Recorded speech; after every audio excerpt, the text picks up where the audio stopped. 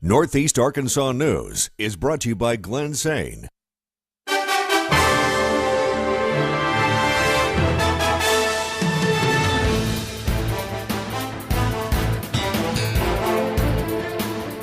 Good evening and thank you for tuning in to your Northeast Arkansas Late News. I'm Meredith Mitchell. Josh has the night off. It is something that many veterans face when they return home. While the month is almost over, June is Post-Traumatic Stress Disorder Awareness Month. Northeast Arkansas's Alexis Padilla tells us more.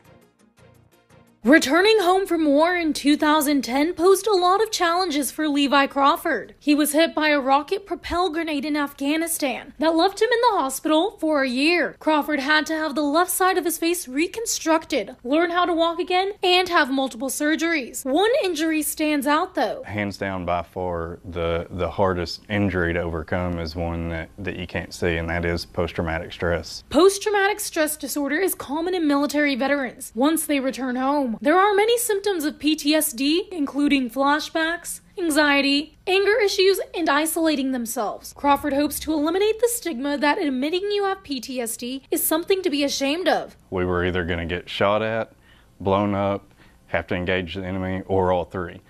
So, having post-traumatic stress after that is not a sign of weakness at all. That's a sign of, being human. You went through a whole lot.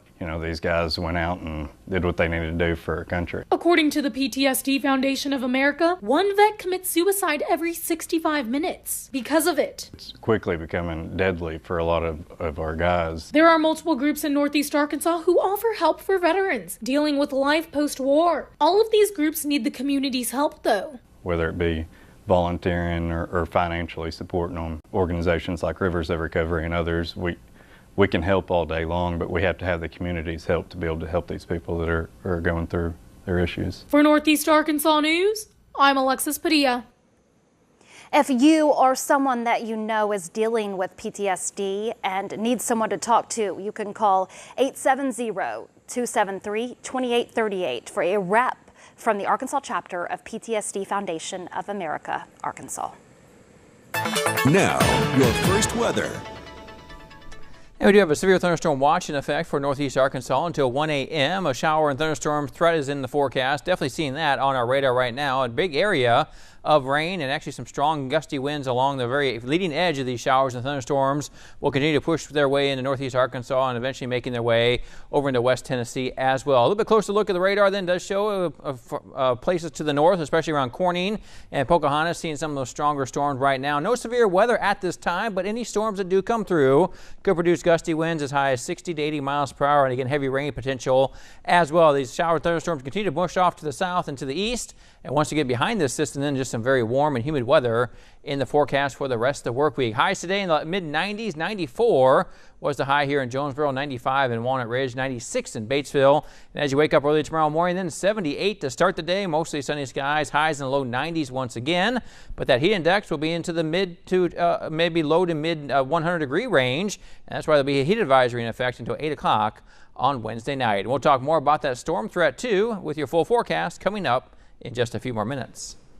Thank you, Chris. An historic downtown Jonesboro building that's sat vacant for decades could be turning into a new hub for office, retail space, and more. Northeast Arkansas's Simone Jameson shares the plans designers have for the facility. Andrew Berner of Jetton General Contracting is taking a revamp project head-on to flip a historic lumber building in Jonesboro from unused real estate to all-new commercial space. So when my business partner and I decided to relocate our offices to Jonesboro, we wanted to do more than just build a building.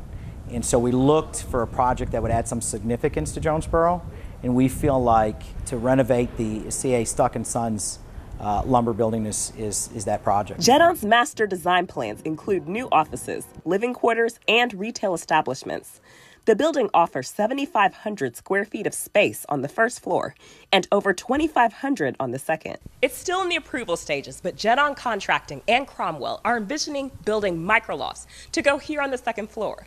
They'll be designed to get college students living in a cost-effective and swanky space downtown. The renovations are estimated to cost between $2 and $3 million and aren't without challenges for John Mixon of Cromwell Architects, who desires to keep the historic appeal intact. On this building in particular, some of the roof is probably the very first hurdle, and figuring out, of course, how to get the building in the dry, most important for any old building. In addition to boosting Jonesboro's economy, the renovations pay homage to the work and service of the building's original owners. And here we are taking over the stewardship of this building as another contractor 120 years later.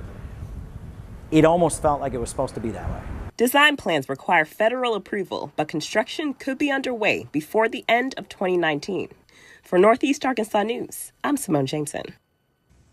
It was another successful year for National Dump the Pump Day in Jonesboro. Last Thursday, public transportation agencies across the U.S., including Jet in Jonesboro, gave away free rides all day long.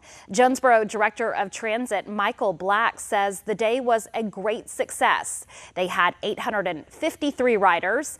Black says it was one of the highest days they have seen this year. And today was more than just Taco Tuesday at Tacos for Life. It was Superhero Hunger Day. Stores across the country were filled with customers dressed as Batman, Wonder Woman, Captain America, and many other heroes. Anyone who dressed up as a superhero got a free taco. These people have a special superpower themselves, though. They are helping end world hunger. The goal of the Hero Day was to say thank you to all the customers who support their mission. When you come into Tacos for Life, just know that you're giving back. Every taco that you buy, we donate a meal. We're feeding people in Honduras, Swaziland.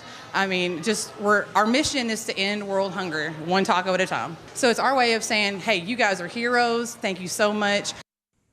The free taco giveaway, unfortunately, just ended. Those who didn't get a chance to be a superhero this year, there is always next year. Well, there's a new eatery in Perigold, and the option is pasta. Today, Fazoli's held their grand opening for their Perigold location on West Kings Highway. This is Fazoli's second location in the state of Arkansas. They offer a variety of fresh Italian options. Customers can either order food for pickup, enjoy it in the restaurant, or even the drive-thru. Their owner says they are excited to finally be open. You know, we went through a couple of construction delays, but it seems to be worked out now, and things are going very smooth. And so today's our big day, obviously, and we're pretty happy about that. What we want the community to know is we have great Italian food, great breadsticks, and very friendly people. And we're looking forward to serving them. Fazoli's is open from 10:30 in the morning till 10 o'clock at night, Sunday through Thursday, and on Friday and Saturday nights, they will stay open until 11. A Spokane distillery is bracing for major challenges expected to take place in the upcoming months. Sales at Dry Fly Distillery are expected to take a hit because of upcoming retaliatory tariffs from Canada, which go into effect next week. Reporter Brian Sims gives us the sobering facts. Firing on all cylinders, one intoxicating bottle after another. For 11 years now, Dry Fly Distillery right here in Spokane has kept the whiskey flowing for customers around the globe. We just have some big, tall tanks. Much to the delight of its owner, Don Poffenroth. We wanted to take Eastern Washington things and make something from that and have something that was really cool. Definitely an ambitious goal, no doubt, but one that is set to take a hit. Next week, Canada will introduce a 25% tariff on American-made whiskey, presenting really a huge challenge at Dry Fly. It makes me uncompetitive in the marketplace. The result, the cancellation of orders from Canada and elsewhere. In fact, going forward, upwards of 10% of Dry Fly's international sales are expected to evaporate. You have these projects going on and you've invested a year, and then something happens to derail the whole thing that's beyond your control. And that right there is the reason why Don says the tariff is just so frustrating. He will be the first to tell you that international sales, or really national sales, do not happen overnight. Actually, far from it. Well, I'm just going to go do that in Iowa, right? It's going to take me the same year to develop that and make it happen.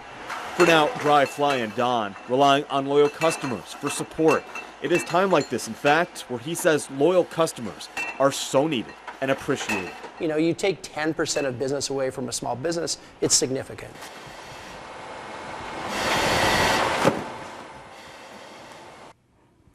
And Lyft is offering free rides to cancer patients. The rides are part of an existing collaboration the company has with the American Cancer Society, which will be covering the cost of the rides. Lyft is giving the free rides to and from treatments in a number of major U.S. cities, including LA, Philadelphia, Houston, Las Vegas, Denver, and St. Louis. Patients seeking free rides can visit cancer.org. Still ahead tonight on Northeast Arkansas News, the Supreme Court has upheld President Trump's travel ban by a 5-4 vote, saying in its opinion that the order is squarely within the scope of presidential authority. We'll have a reaction on that decision. And another warm day across Northeast Arkansas, 94 degrees, a high this afternoon. Normal high this time of year, 91. Severe thunderstorm watch until 1 o'clock. We got a line of showers and thunderstorms ready to come through the area here, producing some gusty winds and heavy rain. We'll talk more about that straight ahead.